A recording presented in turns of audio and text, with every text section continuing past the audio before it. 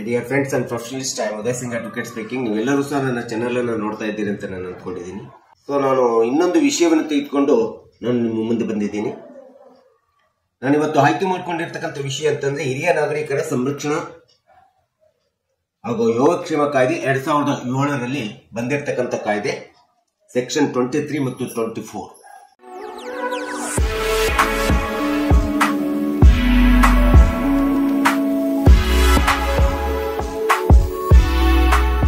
So ಹಿರಿಯ ನಾಗರಿಕರ ಯೋಗಕ್ಷೇಮ ಹಾಗೂ ಸಂರಕ್ಷಣಾ ಕಾಯ್ದೆ ಪ್ರಕಾರ ಸುಪ್ರೀಂ ಕೋರ್ಟ್ ಒಂದು ಐತಿಹಾಸಿಕವಾದಂತಹ ತೀರ್ಪನ್ನು ಕೊಟ್ಟಿದೆ.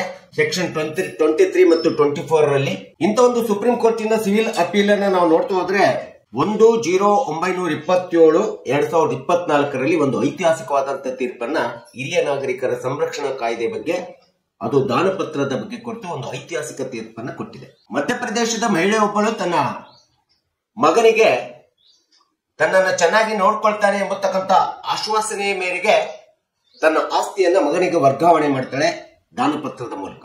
ಹೀಗೆ ಸೆಕ್ಷನ್ ಹಿರಿಯ ನಾಗರಿಕರ ಸಂರಕ್ಷಣಾ ಕಾಯ್ದೆ ಯೋಗಕ್ಷೇಮ ಕಾಯ್ದೆಯ ಪ್ರಕಾರ ಸೆಕ್ಷನ್ 23ರ ಪ್ರಕಾರ ತಾಯಿಯನ್ನ ಮಗ ನೋಡಿಕೊಳ್ತೇನೆ ಎಂಬತಕ್ಕಂಥ ದಾನಪತ್ರದಲ್ಲಿ ಆಶ್ವಾಸನೆಯನ್ನು ಕೂಡ ಮಗ ತಾಯಿಗೆ ಕೊಟ್ಟಿರ್ತಾನೆ. ಸೊ ಈ ರೀತಿ ಆಶ್ವಾಸನೆ ಮಗ ತಾಯಿಗೆ ದಾನಪತ್ರದಲ್ಲಿ ಆಶ್ವಾಸನೆ ಕೊಟ್ಟಾಗ, ಚೆನ್ನಾಗಿ ನೋಡ್ಕೊಳ್ತೇನೆ ಅಂತೇಳಿ ಆಶ್ವಾಸನೆ ಕೊಟ್ಟಿದ್ದಾಗ, ಯಾವಾಗ ಮಗ ತಾಯಿಯನ್ನ ಚೆನ್ನಾಗಿ ನೋಡ್ಕೊಳ್ಳೋದಿಲ್ಲ ಅಂತ ಸಂದರ್ಭದಲ್ಲಿ ತಾಯಿಯಾದಂತವಳು ತನ್ನ ಮಗನಿಗೆ ದಾನಪತ್ರವಾಗಿ ಕೊಟ್ಟಿರ್ತಕ್ಕಂಥ ದಾನಪತ್ರದ ಮೂಲಕ ಕೊಟ್ಟಿರ್ತಕ್ಕಂಥ ಆಸ್ತಿಯನ್ನ ಮರು ವರ್ಗಾವಣೆ ಮಾಡ್ಬೇಕಂತೇಳಿ, ದಾನಪತ್ರವನ್ನು ರದ್ದುಗೊಳಿಸಬೇಕಂತೇಳಿ ತಾಯಿ ದಾವೆಯನ್ನು ಹೂಡ್ತಾಳೆ, ಅರ್ಜಿಯನ್ನು ಹೂಡ್ತಾಳೆ ಅಥವಾ ಮಗನ ವಿರುದ್ಧ ಪ್ರಕರಣವನ್ನು ದಾಖಲಿಸ್ತಾಳೆ. ಈ ಪ್ರಕರಣ ದಾಖಲಾಗಿರ್ತಕ್ಕಂಥದ್ದು ಮಧ್ಯಪ್ರದೇಶದ ಹೈಕೋರ್ಟಿನಲ್ಲಿ ದಾಖಲಾಗಿದೆ.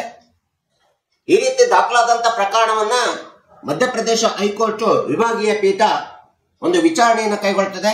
ವಿಚಾರಣೆ ಕೈಗೊಂಡಂತ ಸಂದರ್ಭದಲ್ಲಿ ಸೆಕ್ಷನ್ 23 ಪ್ರಕಾರ ದಾನಪತ್ರ ಷರತ್ತುಗಳಿಗೆ ಒಳಪಟ್ಟಿಲ್ಲ ಅಂತ ಹೇಳ್ಬಿಟ್ಟು ಮಗನ ಪರವಾಗಿ ತೀರ್ಪನ್ನ ಕೊಡ್ತದೆ. ಅಂದ್ರೆ ಸೆಕ್ಷನ್ 23 ಪ್ರಕಾರ ಲವ್ ಅಂಡ್ ಅಫೆಕ್ಷನ್ ಎಂಬತಕ್ಕಂಥ ಏನಿದೆ, ಈ ಲವ್ ಅಂಡ್ ಅಫೆಕ್ಷನ್ ಎಂಬತಕ್ಕಂಥದ್ದು ಯಾವಾಗಲೂ ಕೂಡ ರೆಸಿಪ್ರೋಕಲ್ ಆಗಿರ್ತದೆ.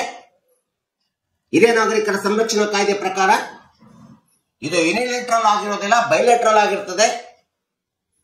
ಏಕಮುಖವಾಗಿರ್ತಕ್ಕಂಥದ್ದಲ್ಲ ಲವ್ ಅಂಡ್ ಅಫೆಕ್ಷನ್ ಎಂಬತಕ್ಕಂಥದ್ದು, ಅದು ದ್ವಿಮುಖವಾದಂತ ಒಂದು ಪ್ರಕ್ರಿಯೆ ಎಂಬತಕ್ಕಂಥದ್ದನ್ನ, ವಿಧಾನ ಎಂಬತಕ್ಕಂಥದ್ದನ್ನ ಸರ್ವೋಚ್ಚ ನ್ಯಾಯಾಲಯ ಈ ಸೆಕ್ಷನ್ 23 ಸ್ಪಷ್ಟವಾಗಿ ವಿವರಣೆ, ವಿಶ್ಲೇಷಣೆ ಅರ್ಥೈಸಿರ್ತಕ್ಕಂಥದ್ದನ್ನ ನಾವಿಲ್ಲಿ ನೋಡ್ತಾ ಇದ್ದೀವಿ. ಸೆಕ್ಷನ್ 23 ಪ್ರಕಾರ ಯಾವುದೇ ತಂದೆ ತಾಯಿಗಳು ತನ್ನ ಮಕ್ಕಳಿಗೆ ಆಸ್ತಿಯನ್ನ ದಾನಪತ್ರದ ಮೂಲಕ ಗಿಫ್ಟ್ ಆಗಿ, ಉಡುಗೊರೆಯಾಗಿ ಕೊಟ್ಟಂತ ಸಂದರ್ಭದಲ್ಲಿ ಅದು ಮಗನಿಗೆ ಕೊಡಬಹುದು ಅಥವಾ ಮಗಳಿಗೆ ಕೊಡಬಹುದು.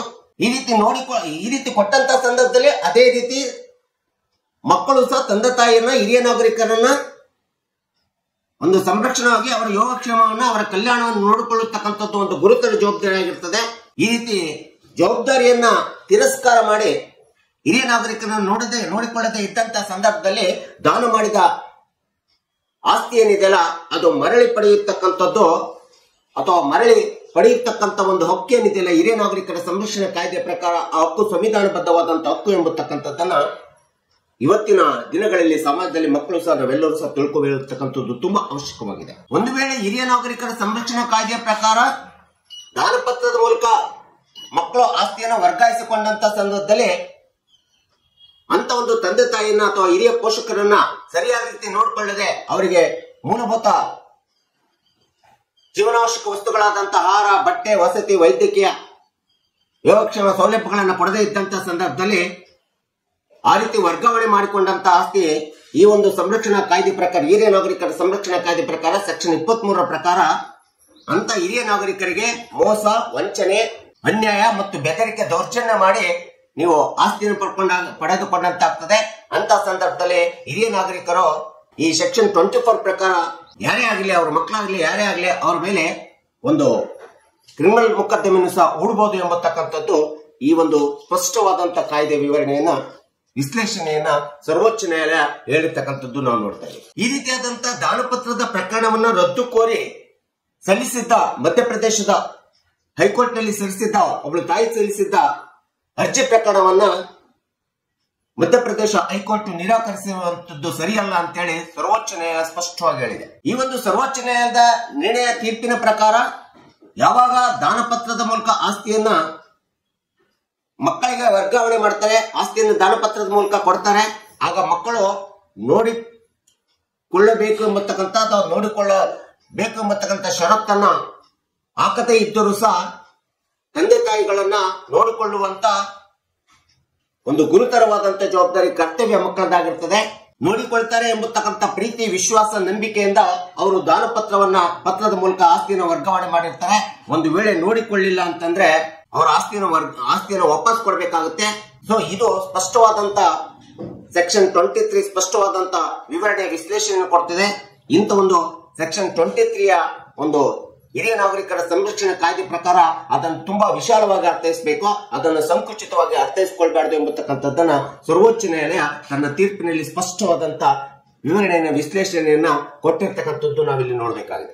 ಈ ಅರ್ಜಿ ವಿಚಾರಣೆ ನಡೆಸಿರ್ತಕ್ಕಂಥ ನ್ಯಾಯಾಧೀಶರುಗಳಾಗಿರ್ತಕ್ಕಂಥ ಸಿ.ಟಿ. ರವಿಕುಮಾರ್ ಇರ್ಬೋದು ಮತ್ತು ನ್ಯಾಯಾಧೀಶರಾಗಿರ್ತಕ್ಕಂಥ ಸಂಜಯ್ ಕರೋಲಾ ಅವರು ಈ ಒಂದು ಹಿರಿಯ ನಾಗರಿಕರ ಸಂರಕ್ಷಣಾ ಯೋಗಕ್ಷೇಮ ಕಾಯ್ದೆ ಬಂದಿರತಕ್ಕಂಥದ್ದೇ 2007ರ ಕಾಯ್ದೆ ಬಂದಿರತಕ್ಕಂಥದ್ದೇ ಹಿರಿಯ ನಾಗರಿಕರನ್ನ ಸಂರಕ್ಷಣೆ ಮಾಡಲಿಕ್ಕೆ ಮತ್ತು ಅವರ ಯೋಗಕ್ಷೇಮವನ್ನು ರಕ್ಷಣೆ ಮಾಡಲಿಕ್ಕೋಸ್ಕರ ಬಂದಿರತಕ್ಕಂಥ ಕಾಯ್ದೆ ಎಂಬತಕ್ಕಂಥದ್ದನ್ನ ತೀರ್ಪಿನಲ್ಲಿ ಸ್ಪಷ್ಟವಾಗಿ ವಿವರಣೆಯನ್ನು ಕೊಟ್ಟಿದ್ದಾರೆ. ಮತ್ತು ಅದು ಸಂವಿಧಾನಬದ್ಧವಾದಂತ ಅವರ ಹಕ್ಕು ಎಂಬತಕ್ಕಂಥದ್ದನ್ನು ಹೇಳಿರ್ತಕ್ಕಂಥದ್ದು ನಾವು ನೋಡ್ತೀವಿ. ಸೊ ಈ ರೀತಿ ತಾಯಿಯೊಬ್ಬಳು ಮಗನ ವಿರುದ್ಧ ಹಾಕಿರ್ತಕ್ಕಂಥ ದಾನಪತ್ರ ರದ್ದುಕೋರಿ ಅರ್ಜಿಯನ್ನ ಮಧ್ಯಪ್ರದೇಶ ಹೈಕೋರ್ಟ್ ನಿರಾಕರಿಸಿರತಕ್ಕಂಥದ್ದು ಸರಿಯಲ್ಲ ಅಂತೇಳಿ ಹೇಳ್ತಾ ಆ ಮಧ್ಯಪ್ರದೇಶ ಹೈಕೋರ್ಟಿನ ತೀರ್ಪನ್ನ ಸೆಟಿಸೈಡ್ ಮಾಡಿ ಬದಿಗೆ ಒತ್ತಿ ಸರ್ವೋಚ್ಚ ನ್ಯಾಯಾಲಯ, ದೆಹಲಿಯ ಸರ್ವೋಚ್ಚ ನ್ಯಾಯಾಲಯ ತನ್ನದೇ ಆದಂತ ಒಂದು ಐತಿಹಾಸಿಕ ತೀರ್ಪನ್ನ ಕೊಟ್ಟಿರ್ತಕ್ಕಂಥದ್ದು ನಾವು ನೋಡ್ತಿದ್ದೇವೆ. ಈ ರೀತಿ ತಂದೆ ತಾಯಿಗಳ ಹಿರಿಯ ನಾಗರಿಕರಿಗೆ ನೋಡಿಕೊಳ್ಳತಕ್ಕಂಥದ್ದು ಒಂದು ಮಕ್ಕಳ ಒಂದು ಆದ್ಯ ಕರ್ತವ್ಯವಾಗಿದೆ. ಒಂದು ವೇಳೆ ಅವರ ಯೋಗಕ್ಷೇಮವನ್ನ ನೋಡಿಕೊಳ್ಳದೆ ನಿರ್ಲಕ್ಷಿಸಿದಂತ ಸಂದರ್ಭದಲ್ಲಿ ಅವರು ಮಾಡಿಕೊಟ್ಟಿರ್ತಕ್ಕಂಥ ಪತ್ರವನ್ನ ಪುನಃ ಮಕ್ಕಳಿಂದ ವಾಪಸ್ ಪಡೆಯತಕ್ಕಂಥದ್ದು ತುಂಬಾ ಕಾನೂನುಬದ್ಧವಾದಂತದ್ದು ಎಂಬತಕ್ಕಂಥ ಆದೇಶವನ್ನ ಸರ್ವೋಚ್ಚ ನ್ಯಾಯಾಲಯ ಈ ಒಂದು ಪ್ರಕರಣದಲ್ಲಿ ಹೇಳಿರ್ತಕ್ಕಂಥದ್ದು ನೋಡ್ತೇವೆ. ಸೊ ಹೀಗೆ ಸುಪ್ರೀಂ ಕೋರ್ಟ್ ಒಂದು ಮಹತ್ತರವಾದಂತಹ ಐತಿಹಾಸಿಕ ತೀರ್ಪನ್ನ ಈ ಒಂದು ಹಿರಿಯ ನಾಗರಿಕ ಮತ್ತು ಸಂರಕ್ಷಣಾ ಕಾಯ್ದೆ 2007ರ ಸೆಕ್ಷನ್ 23 ಮತ್ತು 24ರ ಪ್ರಕಾರ ಸ್ಪಷ್ಟವಾಗಿ ವಿವರಣೆ ವಿಶ್ಲೇಷಣೆ ಕೊಟ್ಟು ಒಂದು ಐತಿಹಾಸಿಕ ತೀರ್ಪನ್ನು ಕೊಟ್ಟಿದೆ. ಆ ಒಂದು ಅರ್ಜಿಯ ಸಿವಿಲ್ ಅಪೀಲ್ ಅಂತಂದ್ರೆ ನಂಬರ್ 10/927 2024ರಲ್ಲಿ ಈ ತೀರ್ಪನ್ನು ಕೊಟ್ಟಿರ್ತಕ್ಕಂಥದ್ದು ನಾವು ನೋಡ್ತಾ ಇದ್ದೇವೆ. ಸೊ ಇದನ್ನ ನಾವು ನೋಡಿದಾಗ ಇವತ್ತು ಹಿರಿಯ ನಾಗರಿಕರ ಮತ್ತು ಸಂರಕ್ಷಣಾ ಯೋಗಕ್ಷೇಮ ಕಾಯ್ದೆ ಇವತ್ತು ಸ್ಪಷ್ಟವಾಗಿ ಒಂದು ಹಿರಿಯ ನಾಗರಿಕರನ್ನು ಸಂರಕ್ಷಣೆ ಮಾಡುವಂತ ಒಂದು ಐತಿಹಾಸಿಕ ತೀರ್ಪು ಸರ್ವೋಚ್ಚ ನ್ಯಾಯಾಲಯ ಕೊಟ್ಟಿರ್ತಕ್ಕಂಥದ್ದು ನೀವುಗಳೆಲ್ಲರೂ ಸಹ ಸ್ಮರಿಸತಕ್ಕಂಥದ್ದು ತುಂಬಾ ಅವಶ್ಯಕತೆ ಇದೆ. ಮತ್ತು ಈ ಒಂದು ತೀರ್ಪು ಸಾರ್ವಜನಿಕರಿಗೂ ಮತ್ತು ಕಕ್ಷಿದಾರರಿಗೂ ಮತ್ತು ಎಲ್ಲರಿಗೂ ಗೊತ್ತಾಗಲಿ ಎಂಬತಕ್ಕಂಥ ಹಿನ್ನೆಲೆಯನ್ನು ಇಟ್ಕೊಂಡು ನಾನು ಈ ವಿಡಿಯೋನ ಮಾಡಿದ್ದೀನಿ. ದಯವಿಟ್ಟು ನನ್ನ ವಿಡಿಯೋ ಇಷ್ಟ ಆಗಿದ್ರೆ ಶೇರ್ ಮಾಡಿ, ಲೈಕ್ ಮಾಡಿ, ಕಮೆಂಟ್ ಮಾಡಿ ಮತ್ತು ನನ್ನ ಚಾನೆಲ್ಗೆ ಸಬ್ಸ್ಕ್ರೈಬ್ ಆಗೋದನ್ನ ಮರಿಬೇಡಿ ಅಂತ ಹೇಳ್ತಾ ಇವತ್ತಿನ ವಿಷಯಕ್ಕೆ ವಿರಾಮವನ್ನು ಹೇಳ್ತೀನಿ. ನಾನು ಇನ್ನೊಂದು ವಿಷಯ ಅಂತ ಇಟ್ಕೊಂಡು ನಿಮ್ಮ ಮುಂದೆ ಬರ್ತೀನಿ. ಜೈ ಹಿಂದ್, ಜೈ ಕರ್ನಾಟಕ.